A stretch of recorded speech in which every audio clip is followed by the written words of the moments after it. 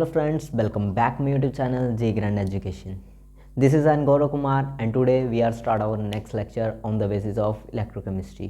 तो आज हम केमिस्ट्री का चैप्टर नंबर 3 जो कि है इलेक्ट्रोकेमिस्ट्री। ये जो चैप्टर है ये फिजिकल केमिस्ट्री के अंडर आता है, उसको करेंगे। परंतु उससे भी पहले हम इसकी इंट्रोडक्शन पढ़ते हैं और जो हमारे डे टू डे लाइफ में इसका यूज़ है उसको भी देखेंगे कि इलेक्ट्रोकेमिस्ट्री का यूज़ हम डेली लाइफ में क्या क्या करते हैं।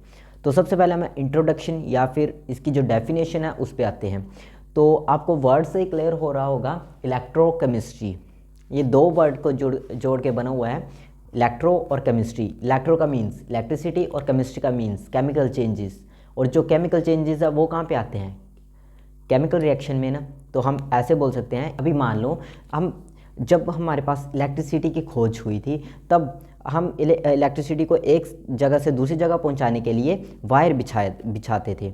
ठीक है, हमें वायर बिछानी पड़ती थी। अभी मान लो मेरे को यहाँ से कहीं दूसरे स्थान पे जाना होता तो मेरे को उतनी लंबी वायर चाहिए ना, क्योंकि उस ज़माने में हमारे पास टॉर्चेस तो थी नहीं। तो मान लो कि मेरे को बल्ब जगाना था तो मेरे को बल्ब लगाने के लिए एक होल्डर लगाना पड़ता और वायर अटैच करनी पड़ती घर के इलेक्ट्रिसिटी स्विच से। तो मेरे को वहाँ तक ऐसे ही वायरिंग बिछानी पड़ती। तो अब उस समय हम इलेक्ट्रिसिटी एनर्जी को कैरी नहीं कर पाते थे। परंतु आज की जब हमारे पास इलेक्ट्रोकेमिस्ट्री मतलब कि ये जो टॉपिक आया था ना, उसके बाद हम जो इलेक्ट्रिसिटी को कैरी करने लग पड़े थे। कैरी मतलब कि पॉकेट में रख के चलने लग पड़े। अभी आपने देखा होगा कि टॉर्चेस वगैरह हैं। टॉर्चेस आप अपने मोबाइल की बात कर लो, क्योंकि अब टॉर्चेस को भी रिप्लेस कर लिया हमारी मोबाइल टॉर्च ने, ठीक है, फ्लैश लाइट ने। तो अब इस मोबाइल में भी क्या होता है, एक बैटरी डलती है और उस बैटरी में हम एनर्जी को स्टोर करते हैं, इलेक्ट्रिसिटी एनर्जी को स्टोर करते हैं in the form of chemical energy के। ठीक है, जब हमें इलेक्ट्रिसिटी की ज़रूरत होती है तो हम उस केमिकल एनर्जी को कन्वर्ट कर देते हैं इलेक्ट्रिक एनर्जी में। ठीक है, मेरे बोलने का मतलब क्या है, हम एक टाइप से हम इलेक्ट्रिसिटी को स्टोर करते हैं और जब हमें चाहिए होती है तो हम उसमें उस एनर्जी को जो हमने स्टोर की होती है in the form of chemical energy, तो उसको हम एक्सट्रैक्ट कर लेते हैं। मान लो अब मैंने जैसे बताया कि मेरे को अभी कहीं और जगह जाना था, अंधेरा है बाहर, तो अभी मेरे को टॉर्च जगानी है, तो मैं उस केमिकल एनर्जी का यूज़ इसमें कर दूंगा टॉर्च को जलाने में, मतलब कि उससे मैं इलेक्ट्रिसिटी प्रोड्यूस कर देता हूँ। अब वो सब हम किस चैप्टर में पढ़ेंगे? इलेक्ट्रोकेमिस्ट्री में। ये अब हमें ये भी बताएगा कि जो सेल हैं वो कैसे बनते हैं। अब इसका जो इलेक्ट्रोकेमिस्ट्री का यूज़ है सिर्फ हम सेल को बनाने में ही नहीं करते। अब हमारे पास आपने देखा होगा कि जो गैल्वेनाइजेशन या फिर इलेक्ट्रोप्लेटिंग या फिर एक्सट्रैक्शन ऑफ सम मेटल्स, जो हमारे पास रेडियो एक्टिव मेटल्स हैं, उनको हम जब और से निकालते हैं तो उसमें कुछ ना कुछ इम्प्योरिटी रह जाती है। उस इम्प्योरिटी को हम उस मेटल से अलग करने के लिए इलेक्ट्रोकेमिस्ट्री का यूज़ करते हैं। अब ये इलेक्ट्रोकेमिस्ट्री हमारी डे टू डे लाइफ में इतनी ज़्यादा इम्पोर्टेंस है कि इसके बिना अब हमारी लाइफ भी अधूरी है। क्योंकि अभी आपको पता है कि फ़ोन का जो मेन फंक्शन मेन पार्ट है वो बैटरी है। आपकी बैटरी डेड हो जाएगी तो मतलब कि फ़ोन आपका चलेगा ही नहीं। ठीक है, तो ये इलेक्ट्रोकेमिस्ट्री नहीं होती तो आपकी जो बैटरी है वो भी डिस्कवर नहीं होती। ठीक है, तो इलेक्ट्रिक केमिस्ट्री का मतलब क्या है कि हम केमिकल एनर्जी को चेंज करके इलेक्ट्रिसिटी भी बना सकते हैं और इलेक्ट्रिसिटी का यूज़ हम केमिकल रिएक्शन भी करवा सकते हैं। ठीक है, अब सबसे पहले हम इसकी डेफिनेशन लिखेंगे कि इसकी डेफिनेशन क्या होती है। तो अब हमारे पास इसकी जो डेफिनेशन है वो क्या है? It is the relationship between electrical energy and the chemical changes occur in chemical reaction. ये रिलेशनशिप है, मतलब कि ये दो चीज़ों में एक रिलेशन है कि जिसमें कि हम इलेक्ट्रिकल एनर्जी और केमिकल एनर्जी को इंटरकन्वर्टिबल कर सकते हैं। ठीक है, अब हम इससे भी आगे एक स्टेप आगे बढ़ते हैं।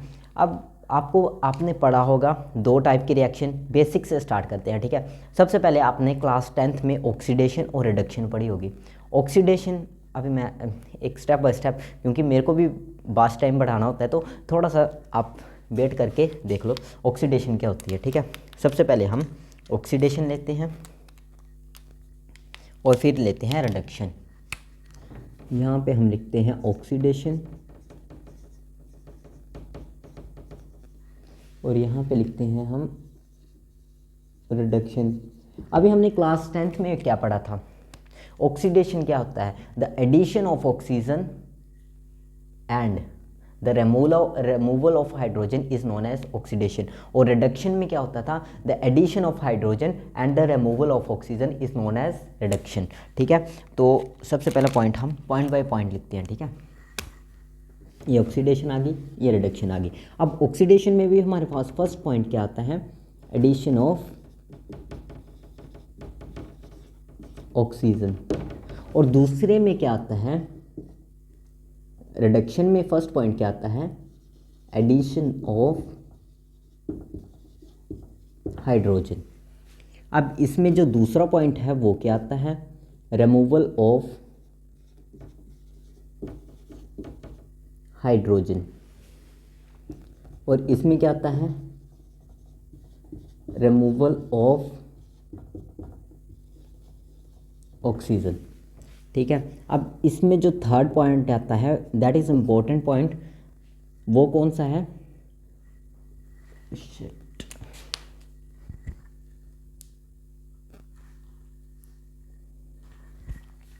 थर्ड पॉइंट क्या है हमारे पास, लॉस ऑफ इलेक्ट्रॉन्स। मैं आपको बताता हूँ, ये तीनों पॉइंट के एक एक एग्जांपल लेके मैं बताऊंगा। ठीक है, और इसमें क्या आता था, addition of, sorry, gain of electron. Addition is not a perfect word, मैं परफेक्ट ही बोलूँगा, गेन ऑफ इलेक्ट्रॉन्स। ठीक है, और जो फोर्थ है point, addition of electronegative element, और इसमें क्या आएगा, sorry, addition of electro positive element. अभी हमने ऑक्सीडेशन में एडिशन ऑफ ऑक्सीजन पढ़ा, अभी मैं आपको एक एग्जांपल लेके बताता हूँ। ठीक है, ठीक है, ये फ्रेम में है एडिशन ऑफ ऑक्सीजन। अब मान लो मैं हाइड्रोजन और ऑक्सीजन को मिला के H2O बनाता हूँ। ठीक है, H2 plus O2 give 2H2O, 2H2। ठीक है, ठीक है, अब ये यहीं से, ठीक है, अब यहाँ पे देखो, एडिशन ऑफ ऑक्सीजन, हाइड्रोजन में ऑक्सीजन ऐड हुई तो हमें क्या मिला, वाटर। तो एडिशन ऑफ ऑक्सीजन क्या आता है हमारे पास, क्योंकि हाइड्रोजन में ऑक्सीजन ऐड हुई, addition of oxygen that is equal to oxidation. And removal of oxygen, क्योंकि अब यहाँ पे देखो O2 क्या कर रहा है, अपना ऑक्सीजन दे रहा है H2 को, तो यहाँ पे क्या हो रहा है, यहाँ पे ऑक्सीजन क्या है, जीरो है, यहाँ पे ऑक्सीजन है ही नहीं, तो यहाँ पे आएगा ऑक्सीजन की रिडक्शन। तो हमारे पास फर्स्ट पॉइंट तो ठीक है, addition of oxygen, that is addition of oxygen, H2O में ऑक्सीजन को ऐड हो रही है, तो addition of oxygen that is oxidation, and the removal of oxygen that is reduction. और जो ना, अब ये जो ऑक्सीजन ले रहा है ना, ये क्या है, रिड्यूसिंग एजेंट है, जो ऑक्सीजन मतलब कि दूसरे को रिड्यूस कर रहा है, और खुद की क्या हो रही है, उसकी ऑक्सीडेशन। जैसे मैं मान लो मैं H2 मैं हूँ और मैंने ऑक्सीजन ली, मैं दूसरे को क्या कर रहा हूँ, रिड्यूस कर रहा हूँ। अब मैं ऑक्सीजन ले रहा हूँ दूसरे एलिमेंट से, तो मेरी क्या हो रही है, ऑक्सीडेशन, बट मैं उसको क्या कर रहा हूँ, रिड्यूस कर रहा हूँ, तो मैं क्या होऊंगा, रिड्यूसिंग एजेंट। एजेंट मतलब कि मैं दूसरे को क्या कर रहा हूँ, रिड्यूस कर रहा हूँ। वाई द, मेरी क्या हो रही है, ऑक्सीडेशन, मैं ऑक्सीडाइज्ड हो रहा हूँ और दूसरे को क्या कर रहा हूँ, रिड्यूस्ड, मतलब कि मैं उसको रिड्यूस कर रहा हूँ, तो मैं क्या हूँ, रिड्यूसिंग एजेंट। अभी मान लो, ठीक है, इतना क्लियर है, इतना काफ़ी है। तो ये H2 क्या है, रिड्यूसिंग एजेंट, क्योंकि वो दूसरे को क्या कर रहा है, खुद की क्या हो रही है, ऑक्सीडेशन, और दूसरे को क्या कर रहा है, रिड्यूस कर रहा है। H2 is a reducing agent. और रिमूवल ऑफ हाइड्रोजन क्या होता है, अब देखो, अब मैं ये जो H2O है, अब मैं इसकी, हाँ ये बात है, अभी मैंने आपको बोला ना कि मैं इन दोनों को मिला के प्रोडक्ट बना सकता हूँ, तो मैं इलेक्ट्रिसिटी को देख के कोई भी केमिकल रिएक्शन को करवा भी सकता हूँ। मान लो कि ये पॉसिबल नहीं है H2O को H2 प्लस O2, मतलब कि ऐसे हम फॉरवर्ड रिएक्शन तो बना रहे हैं, बट मैंने अब बैकवर्ड लाना है इसको, तो मैं क्या कर दूंगा, इलेक्ट्रोलिसिस। आप आगे पढ़ोगे, अब मतलब कि ये उल्टी रिएक्शन हो रही है, इसको मैं नीचे लिखता हूँ 2H2O की हाइड्रोलिसिस, इलेक्ट्रोलिसिस बोल देते हैं हम, इलेक्ट्रोलाइसिस कर रहा हूँ, मतलब कि इलेक्ट्रिसिटी दे रहा हूँ मैं इधर, इलेक्ट्रिसिटी का साइन कुछ ऐसे होता है ना, इलेक्ट्रिसिटी दे रहा हूँ, ये क्या बन गया, ठीक है, ये इलेक्ट्रिसिटी दे रहा हूँ मैं इसमें, तो मेरे को क्या मिला 2H2 + O2।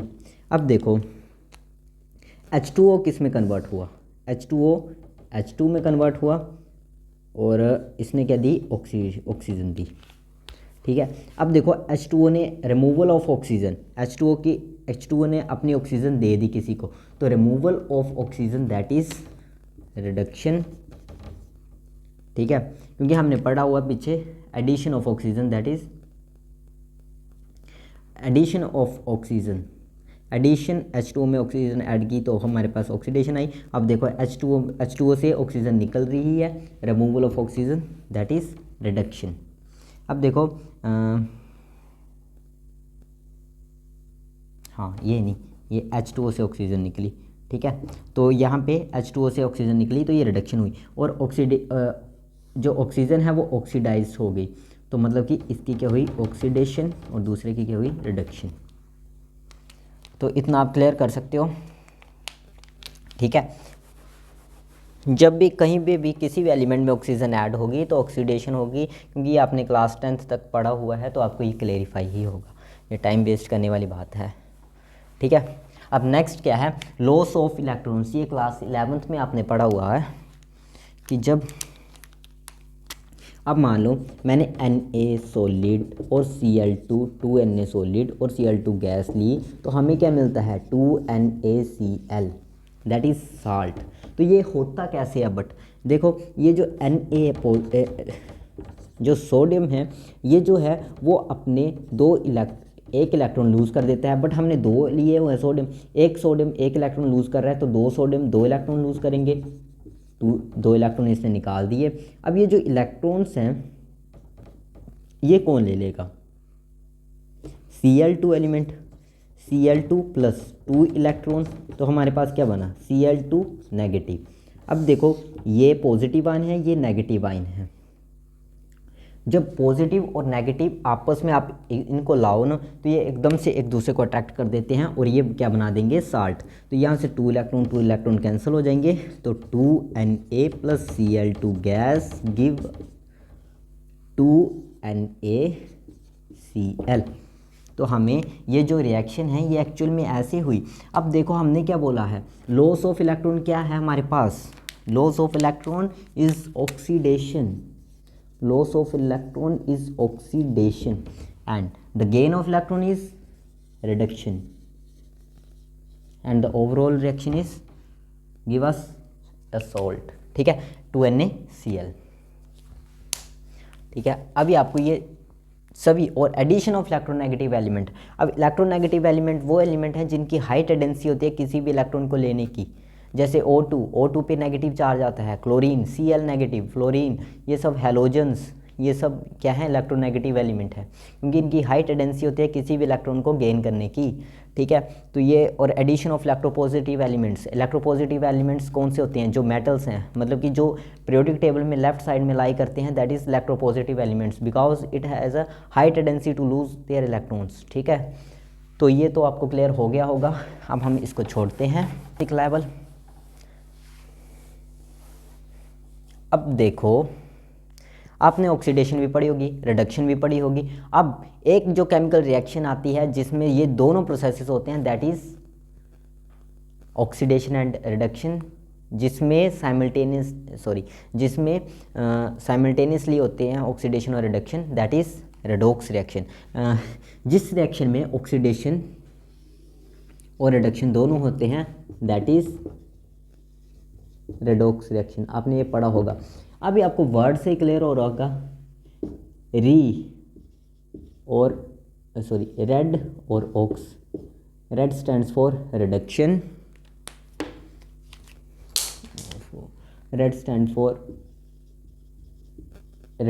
And ox stand for oxidation. इन दोनों को मिला के क्या बना, रिडक्शन। वो केमिकल रिएक्शन जिसमें ऑक्सीडेशन भी हो रही हो और रिडक्शन भी हो रही हो, that is redox reaction. NaCl is the best example for redox reaction, ठीक है। हाँ, रेडॉक्स रिएक्शन के लिए हमने बोला था ना, क्योंकि Na की क्या हो रही थी, Na पॉजिटिव बन रहा था ना, तो उसकी हो रही थी ऑक्सीडेशन, और जो Cl नेगेटिव था उसकी हो रही थी रिडक्शन। तो उन दोनों को मिला के क्या बना हमारे पास, redox reaction. Redox reaction is those reaction in which oxidation and reductions occur simultaneously, that is redox reaction। अभी हमारे पास रेडॉक्स रिएक्शन भी दो प्रकार की रिएक्शंस में आती है। एक रेडॉक्स रिएक्शन वो है जो कि खुद से हो जाती है, और दूसरी रेडॉक्स रिएक्शन वो है जिसमें कि हमें कुछ एनर्जी देनी पड़ती है।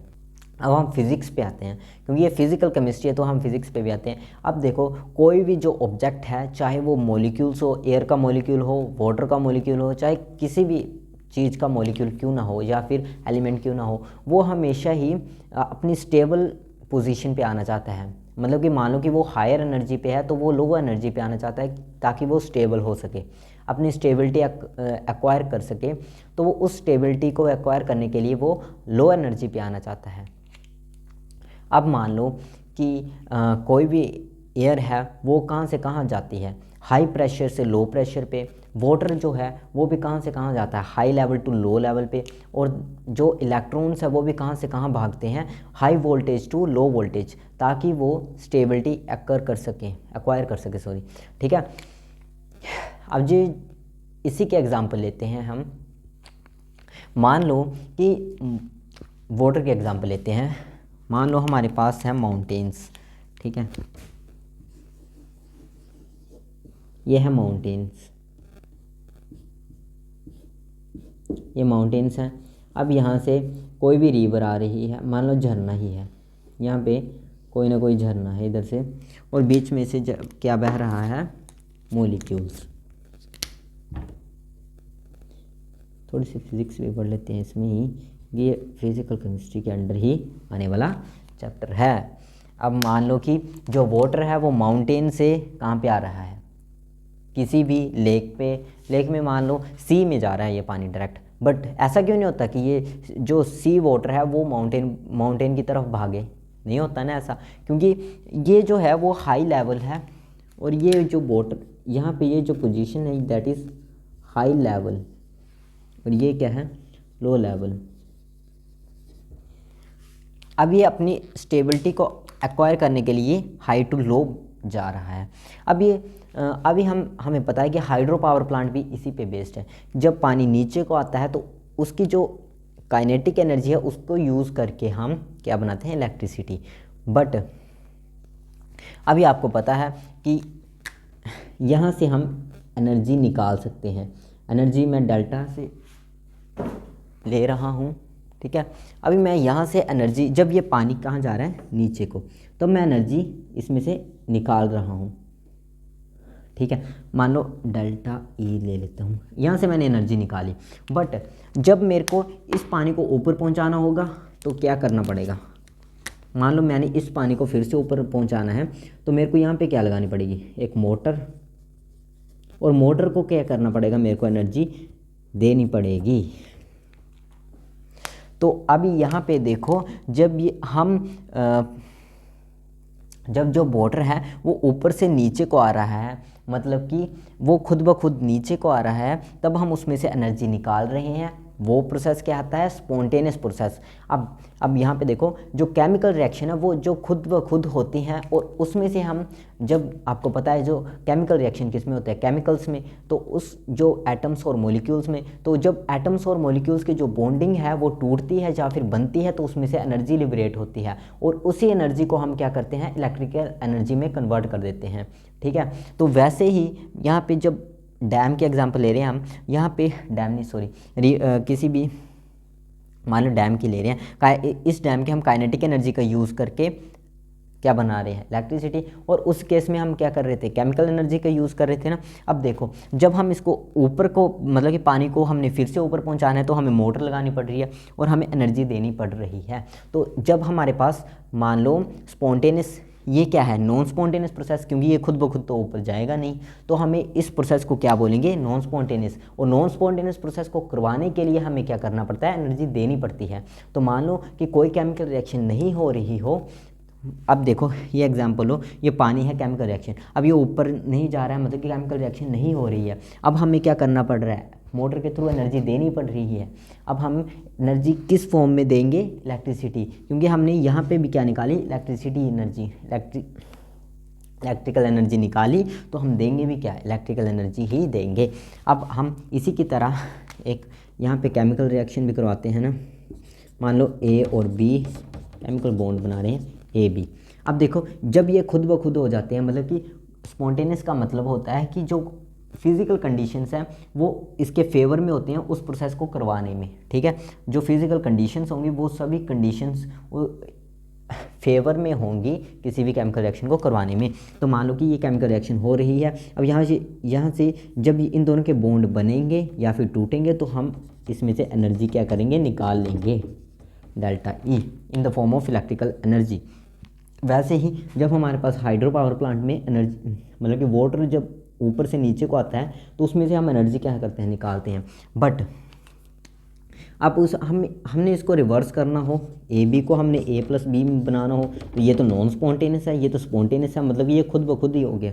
बट अब ये हो नहीं रहा है, ए प्लस बी में टूट नहीं रहा है। अब इसको हमें तोड़ने के लिए क्या करना पड़ेगा, खुद ब खुद एनर्जी देनी पड़ेगी, और वो एनर्जी क्या होगी, इलेक्ट्रिकल एनर्जी। तो इसी को ही हम बोलते हैं स्पॉन्टेनियस और नॉन स्पॉन्टेनियस रिएक्शन। अब ये जो दो रिएक्शन आएंगी, एक इसका यूज़ हम क्या करेंगे, इसका यूज़ हम मतलब कि जो स्पॉन्टेनियस रिएक्शंस आती हैं उसका यूज़ हम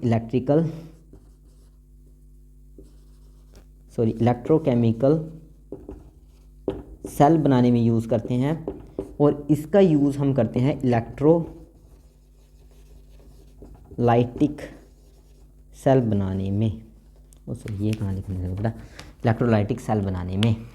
अभी मैं एक बार फिर से यहाँ पे चार टेबल बनाता हूँ।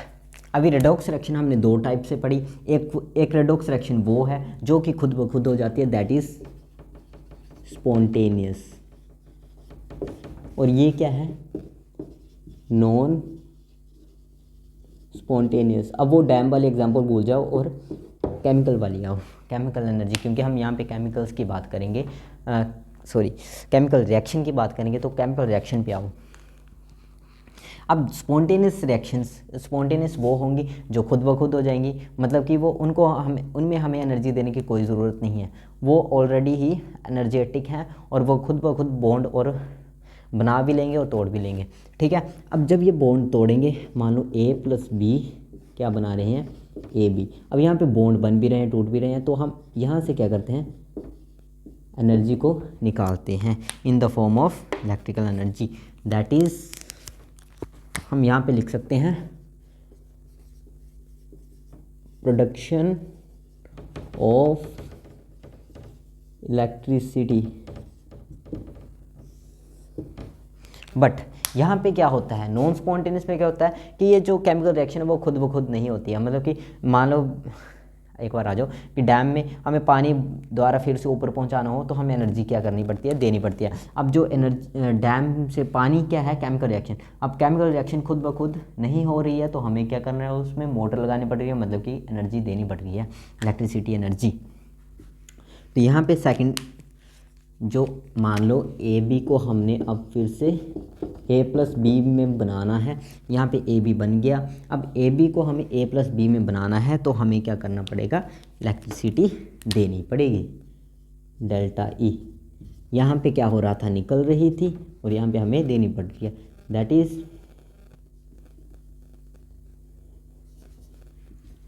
Electricity use.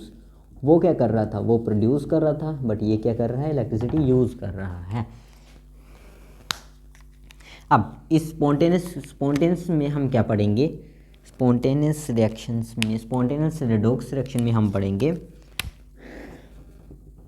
इलेक्ट्रोकेमिकल सेल, जिसमें कि हम सभी प्रकार के सेल बनाना सीखेंगे, that is Daniell cell, Leclanche cell, Leclanche cell, dry cell, your button cell, mercury cell जिसको हम बोलते हैं, जो लिथियम बैटरी होती है वो भी सीखेंगे, जो कि आजकल मोबाइल में बहुत यूज़ होती है, और जो ईवी व्हीकल्स हैं उसमें भी लिथियम बैटरी का यूज़ हो रहा है।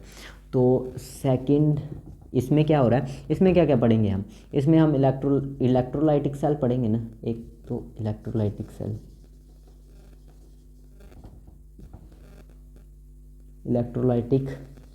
उसमें भी हम क्या पढ़ेंगे, उसमें भी हम पढ़ेंगे एक्सट्रैक्शन ऑफ मेटल्स, मतलब कि मेटल्स को प्यूरीफाई करेंगे, सोडियम लाइक, जैसे भी सोडियम हाइड्रोक्साइड, सोडियम सल्फाइड, वैसे सोडियम बाइकार्बोनेट, वैसे वैसे हम पढ़ेंगे कि हम कैसे एब्स्ट्रैक्ट करते हैं, दैट इज़ इलेक्ट्रोलाइटिक सेल।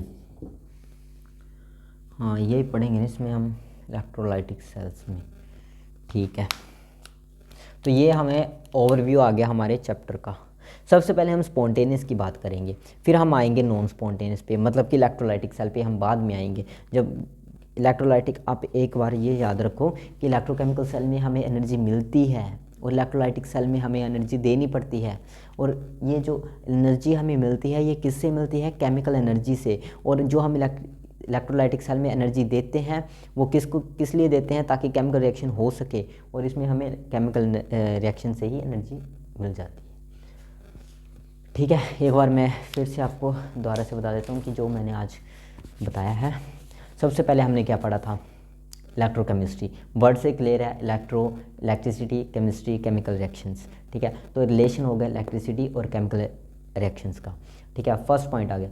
उसके बाद हमने क्या पढ़ा था, उसके बाद मैंने आपको इसकी importance day to day life में बताया, और उसके बाद हमने पढ़ा ऑक्सीडेशन और reduction. Oxidation, the addition of oxygen, removal of hydrogen, loss of electrons and addition of electronegative element.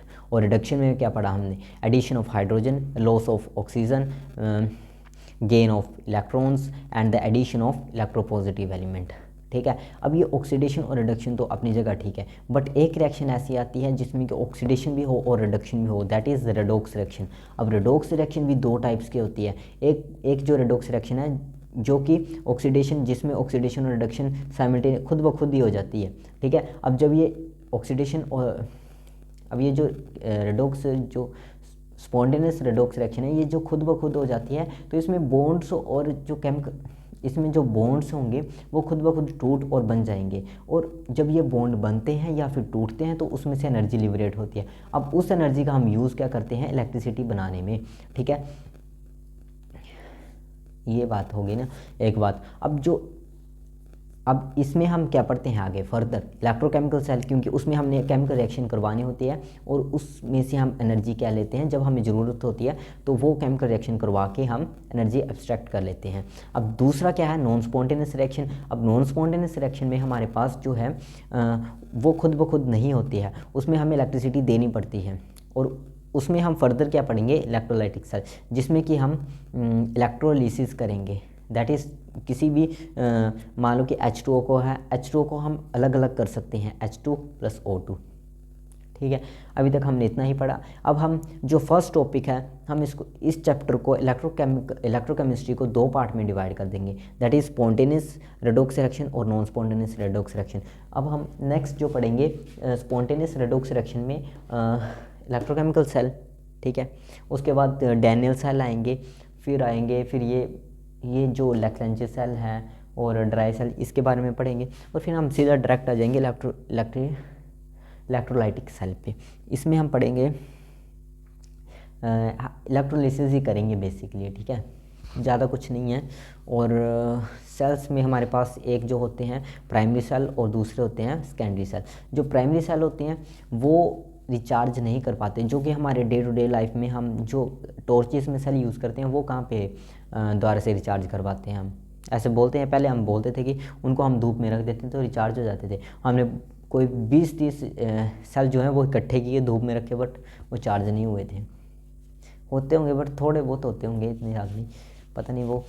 और दूसरा होता है हमारे पास सेकेंडरी सेल्स, वो हम रिचार्ज भी कर सकते हैं। अब आपने देखा होगा कि जो बाइक, जो मोटरसाइकिल व्हीकल्स की जो बैटरी होती है उसको हम रिचार्ज भी करवा सकते हैं, ठीक है।